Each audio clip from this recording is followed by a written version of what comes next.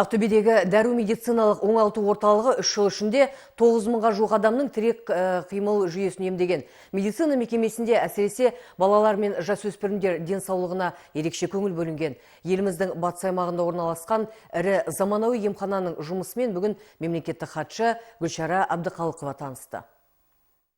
Дару клиникасында ересектер мен балаларға арналған қайта қалпына келтіру терапиясы жүргізіледі. Шетелдерден әкелінген заманауи құрылғыларды озық тәжірибелі мамандар меңгерген. Мемлекеттік хатшы оңалту орталығының жұмысымен танысты. Ал медициналық мекеменің 3 жыл ішінде жеткен жетістіктері мен атқарған жұмыстары туралы облыстық денсаулық сақтау басқармасының басшысы айтып берді. 2015 жылы облыс тұрғындарына 785 жоғары технологиялық медициналық көмек көрсетілді.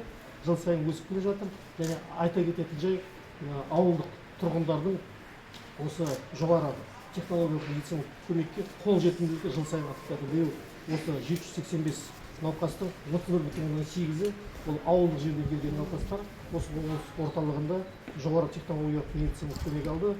Тірек қимыл жүйесі бұзылған науқас мұнда жаттығу залдарына барады. Стационарда медициналық көмекке зәру тұрғындар үшін тегін кепілдік қызмет көрсету де қарастырылған. Немістің емдеу диагностикалық аппараты омыртқа, буын жарақатын алған пациенттер мен одадан шыққан адамдарды оңалту кезінде қолданылады.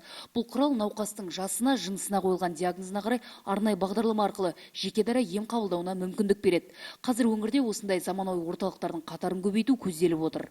Екінші объект көз емдейтін офтальмологический центр салайын деп жатыр. Осы жерде осының қасынан жер береміз, коммуникация барлығы бар. 60 келеді. И одан кейін тағы бір объект, ол бізде стоматология.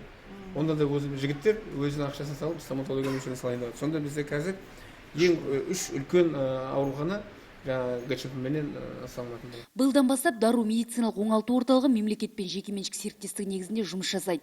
Райгүл Шыбайқызы, Арман Досмағамбетов, Қазақстан, Ақтөбе.